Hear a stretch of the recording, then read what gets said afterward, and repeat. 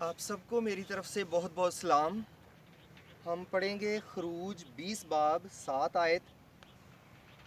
تو خداوند اپنے خدا کا نام بے فائدہ نہ لینا، کیونکہ جو اس کا نام بے فائدہ لیتا ہے خداوند اسے بے گناہ نہ ٹھہرائے گا۔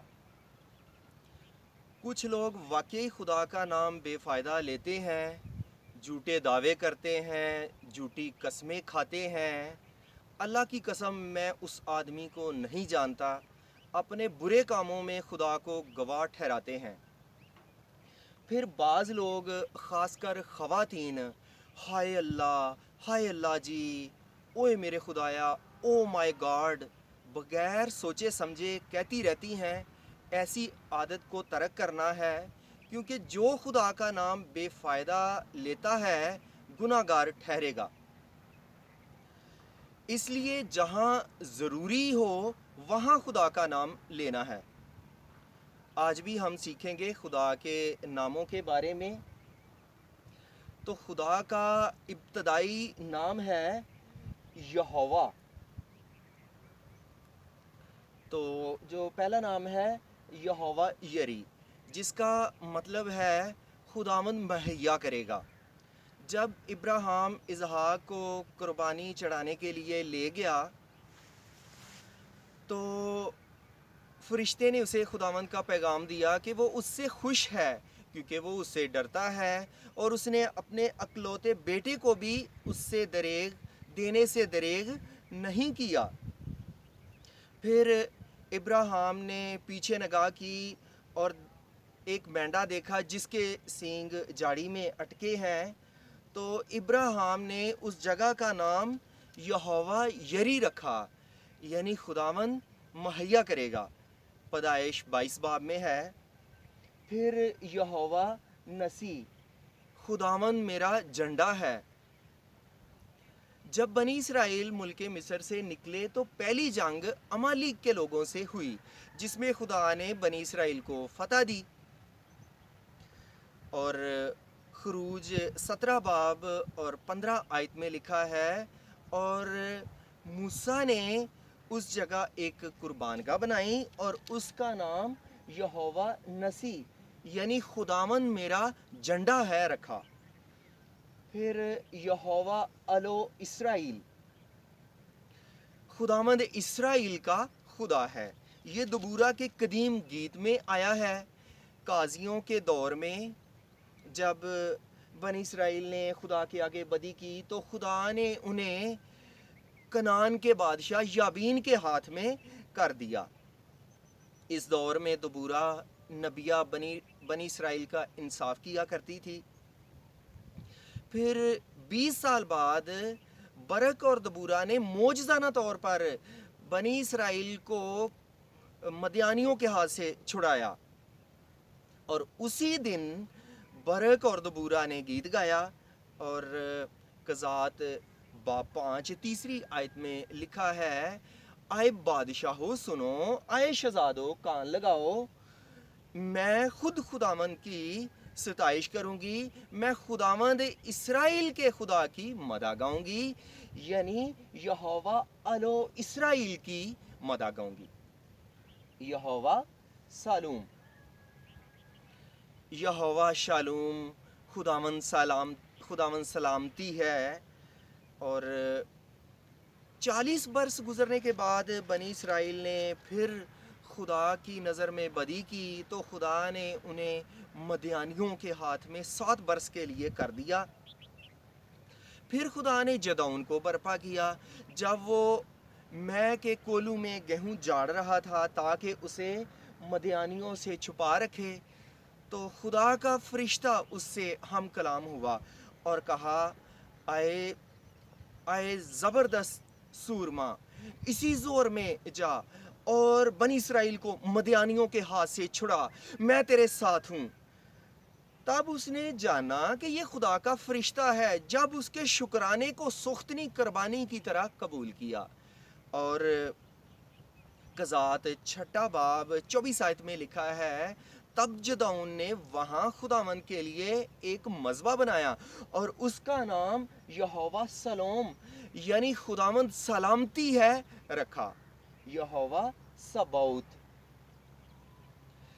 رب الافواج، لشکروں کا خداوند، یعنی خدا کے ساتھ فرشتوں کی فوجیں ہیں.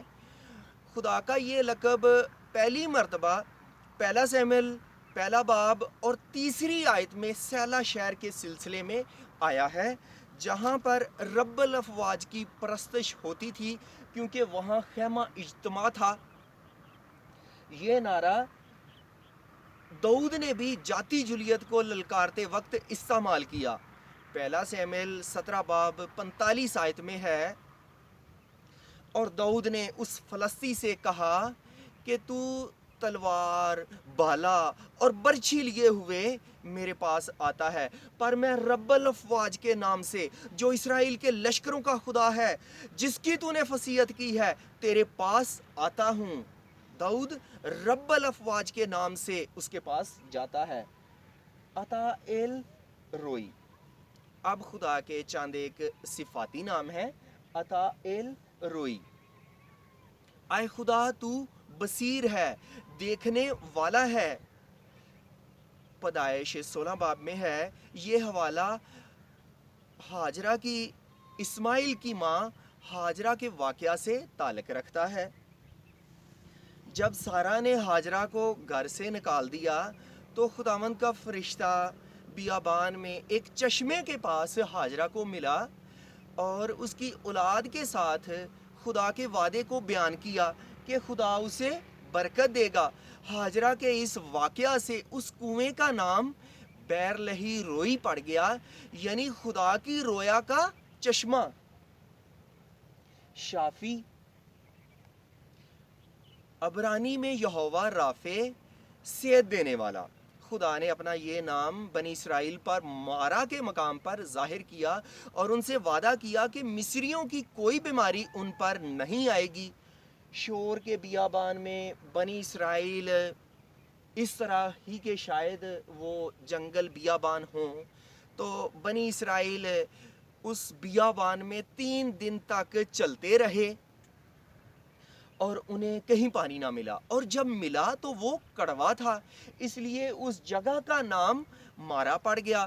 پھر خدا نے موسیٰ کو ایک پیڑ دکھایا جسے پانی میں ڈالا تو پانی میٹھا ہو گیا. خروج 15 باب اور 26 آیت میں لکھا ہے کہ اگر تو خداوند اپنے خدا کی بات سنے اور وہی کام کرے جو اس کی نظر میں بھلا ہے اور اس کے حکموں کو مانے اور اس کے آئین پر عمل کرے، تو میں ان بیماریوں میں سے جو میں نے مصریوں پر بھیجی تجھ پر کوئی نہ بھیجوں گا، کیونکہ میں خداوند تیرا شافی ہوں. غیور خدا، خدائے غیور، یہ نام خدا 10 احکام میں ظاہر کرتا ہے. خروج 20 باب اور 5 آیت میں لکھا ہے، تو ان کے آگے سجدہ نہ کرنا، نہ ان کی عبادت کرنا، کیونکہ میں خداوند تیرا خدا غیور خدا ہوں، اور جو مجھ سے عداوت رکھتے ہیں ان کی اولاد کو 3 اور 4 پشت تک باپ دادا کی بدکاری کی سزا دیتا ہوں. غیور خدا ہے، وہ خداؤں کا خدا اور خداوندوں کا خدا ہے. یہ نام خدا کی عظمت کو ظاہر کرتا ہے کہ وہ قادر مطلق ہے جس کا کوئی ثانی نہیں. استثناء 10 باب 17 آیت میں لکھا ہے، کیونکہ خداوند تمہارا خدا الہوں کا الہ اور خداوندوں کا خداوند ہے. وہ بزرگوار اور قادر اور محیب خدا ہے جو روح رعایت نہیں کرتا اور نہ رشوت لیتا ہے. پھر یہوہ روئی، خداوند میرا چوپان ہے. بنی اسرائیل چونکہ بھیڑ بکریاں پالنے والے لوگ تھے، اسی لیے وہ خدا کو اپنا چوپان تصور کرتے ہیں. زبور 23 اور پہلی آیت میں لکھا ہے، خداوند میرا چوپان ہے، مجھے کمی نہ ہوگی. خدا اول و آخر ہے۔ یسایہ 44 باب 6 آیت میں لکھا ہے، خداوند اسرائیل کا بادشاہ اور اس کا فدیہ دینے والا رب الافواج یوں فرماتا ہے کہ میں ہی اول اور میں ہی آخر ہوں اور میرے سوا کوئی خدا نہیں۔ حی القیوم، خدا کا یہ نام اس کی ابدیت کی طرف اشارہ کرتا ہے۔ وہ ہمیشہ رہنے والا ہے، وہ قائم رہنے والا ہے۔ دانیل 4:34 میں لکھا ہے، اور ان ایام کے گزرنے کے بعد میں نبوکد نظر نے آسمان کی طرف آنکھیں اٹھائیں اور میری عقل مجھ میں پھر آئی، اور میں نے حق تعالیٰ کا شکر کیا اور اس حی القیوم کی حمد و ثنا کی، جس کی سلطنت ابدی ہے اور جس کی مملکت پشت در پشت ہے۔ جب نبوکد نظر نے گمانڈ کیا کہ بابل کی سلطنت میرے زور سے ہے، تو خدا نے اسے 7 برس کے لیے حیوان بنا دیا۔ پھر جب اس نے اقرار کیا کہ خدا سب پر قادر ہے، انسان کچھ نہیں، تو خدا نے حی القیوم نے اسے دوبارہ اس کی سلطنت پر بحال کر دیا۔ خدا قدیم الایام ہے۔ قدیم الایام خدا کا نام ہے، قدیم سے، گزرے وقتوں سے خدا ہے۔ دانیل 7:9 میں ہے، میرے دیکھتے ہوئے تخت لگائے گئے، پھر میرے دیکھتے ہوئے تخت لگائے گئے اور قدیم الایام بیٹھ گیا۔ اس کا لباس برف سا سفید تھا، اس کے سر کے بال خالص اون کی مانند تھے، اور اس کا تخت آگ کے شعلہ کی مانند تھا، اور اس کے پہیے جلتی آگ کی مانند تھے۔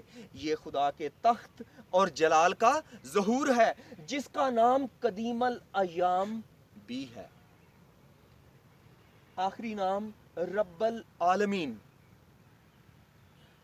تمام جہانوں کا پالنے والا پروردگار۔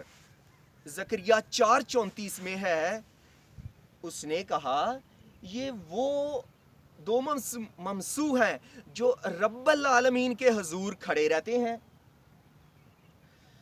تیسرے اور چوتھے ابواب میں یشوع اور زربابل کا ذکر آتا ہے، جو نیک اور عظیم رہنما ہے۔ زربابل انتظامی امور کو سنبھالے ہے، جس نے ہیکل تعمیر کی، جبکہ یشوع دینی فرائض اور رسومات کی علامت ہے۔ ایک یشوع وہ جس نے موسیٰ کے بعد بنی اسرائیل قوم کو ملک کنعان میں منظم کیا، اور یشوع کا مطلب نجات دہندہ ہے۔ اور اب بنی اسرائیل قوم بابل کی اسیری سے، یہودی قوم بابل کی اسیری سے یروشلم واپس جا رہی ہے، اور یسوع مسیح کا مطلب بھی نجات دہندہ ہے، جو کلیسیا کو بچانے والا اور سر ہے۔ اس نبوت کا اطلاق بنی اسرائیل قوم پر کیا جائے تو جو بیان کیا وہ ہے، اور اگر کلیسیا پر کیا جائے تو یہ 2 ممسوح یسوع مسیح اور روح القدس ہیں، جو اپنے لوگوں کی فکر کرتے ہیں، اسی طرح وہ بھی فکر کرتے ہیں اور فکر کرتے تھے، اور خدا بھی فکر کرتا ہے۔ خدا سب کو سنبھالتا ہے کیونکہ وہ رب العالمین ہے۔ تو آج ہم پرانے عہد نامے میں سے سیکھ سکے خدا کے ناموں میں سے کہ خدا کا ہمارے ساتھ کیا رشتہ ہے۔ مزید لوگ خدا کے ناموں کو اپنے گھروں میں، اپنی گاڑیوں میں لگاتے ہیں، لکھتے ہیں، اچھی بات ہے، کیونکہ یہ حکم ہے استثنا 6 باب میں کہ تو انہیں اپنے ہاتھ پر باندھنا اور اپنے گھر کی چوکھٹوں پر اور پھاٹکوں پر لکھنا۔ ہم نے ان ناموں کو سیکھا کہ ان کا کیا مطلب ہے، یہ کہاں پر کس حوالے میں ہے، اور کس واقعہ سے تعلق رکھتے ہیں. یہ 14 نام ہیں, ہمیں انہیں یاد کرنا ہے تو ہم خدا کے خوف اور اس کی پہچان میں بڑھیں گے اور دلی اطمینان پائیں گے. خدا ہمیں اس کلام سے برکت دے. آمین.